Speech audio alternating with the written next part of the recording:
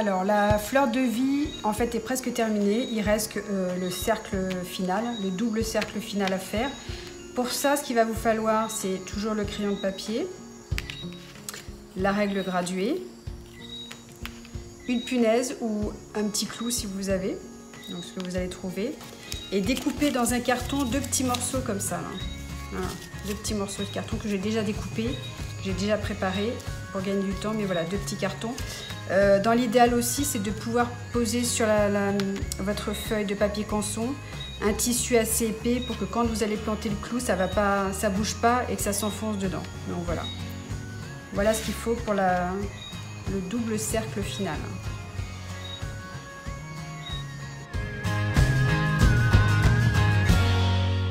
Alors, pour faire mon premier cercle autour de ma fleur de vie, il va falloir d'abord que je mesure le point central jusqu'au cercle le plus éloigné.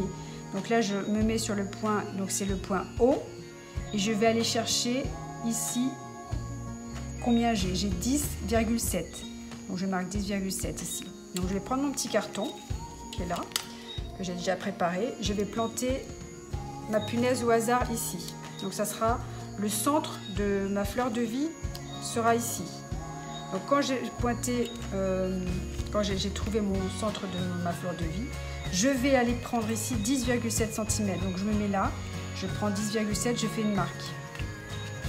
Je vais enfoncer mon crayon de papier dans la marque où j'ai 10,7. Ça sera pour mon premier cercle. Donc je le mets là. Maintenant, je vais regarder la base de mon deuxième cercle. Je vais tout faire en même temps. Donc là, si j'avais 10,7, je vais me baser sur mon deuxième. Je vais le mettre à 11,5 ici. Donc le deuxième, il sera 11,5. Je refais la même chose ici. Je prends ma punaise, je plante ma punaise au hasard dans le carton au départ. Ça sera toujours le centre de ma fleur de vie qui sera plantée ici. Et là, je prends mon centimètre et je vais à 11,5. 11,5, je fais une petite trace et je vais planter mon crayon de papier à 11,5 cm pour mon deuxième cercle autour de ma fleur de vie. Donc là, on va procéder. Donc là, je prends ma punaise pour le premier cercle, je la mets dedans. Je vais prendre ma feuille et faire le repère ici, voir où est le centre de ma fleur de vie qui est le haut. Je vais bien vérifier que c'est ça, sinon ça va tout m'abîmer. Et je plante, voilà, j'appuie et je plante ma punaise au centre. Dans l'idéal, c'est de se lever pour pouvoir faire le cercle en une seule fois. Donc je vais démarrer d'ici. Je plante mon crayon de papier dans le premier cercle. J'appuie bien au centre de ma fleur de vie sur le haut, et en essayant de tracer en une seule fois. Donc j'appuie et là j'y vais.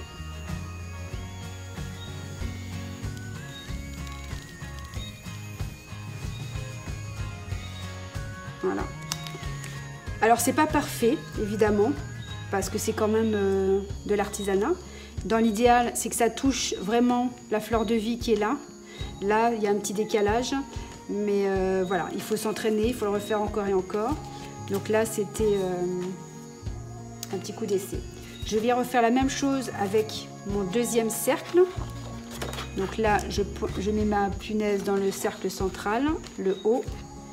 J'appuie pour enfoncer dans le tissu. Je me mets d'ici.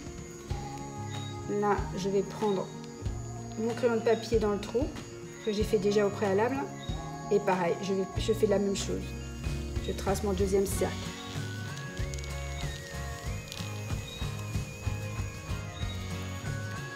Voilà. Donc là, j'ai ma fleur de vie qui est vraiment terminée, sans compas, voilà, juste avec ce que j'ai trouvé chez moi. Donc voilà. Après, ça sera rectifié, à modifier à la main, mais en tout cas, ça permet de faire la fleur de vie chez soi, sans compas. Donc là, maintenant que les cercles sont faits, que tout a été tracé, on va gommer toutes les écritures qui ont été mises, repasser un petit coup dessus et essayer de faire en sorte que la fleur de vie soit jolie et il ne restera plus qu'à la colorier. Donc voilà, la fleur de vie est terminée. Donc j'ai gommé tout ce qu'il y avait à gommer. Là, ce qu'il va falloir, c'est reprendre à certains endroits où ça a été trop gommé. C'est reprendre avec la timbale, hein, et remettre un petit coup dessus. Voilà. En fait, et vérifier aussi, vous verrez, pour ceux qui ont bien suivi, il y a un endroit que j'ai oublié. Un petit arc de cercle que j'ai oublié de faire, donc à vous de le reprendre en mettant votre petite timbale dessus et en le terminant, et de reprendre à certains endroits, d'affiner un petit peu où ça nécessite de l'être. Ceux qui ont fait aussi l'atelier fleur de vie avec moi et le compas, je leur dis souvent en fait que quand ils vont faire leur tracé au compas, donc ça peut être aussi la même chose avec la timbale, c'est d'aller toujours dans le même sens. Ça veut dire que si vous allez dans un sens horaire, restez si possible toujours dans le même sens qui sera horaire ou anti-horaire. Voilà, dans la vie on suit une ligne de conduite, on ne va pas un coup à droite, un coup à gauche. Quand on fait la fleur de vie, c'est la même chose, on essaie d'aller, d'avoir une ligne de conduite, et soit on fait dans le sens horaire ou anti-horaire. Avec la timbale, c'est pas forcément évident.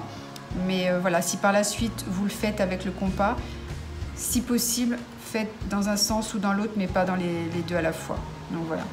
Donc le travail réalisé avec le gobelet, le crayon de papier, une gomme et le papier. Donc voilà ce que ça donne.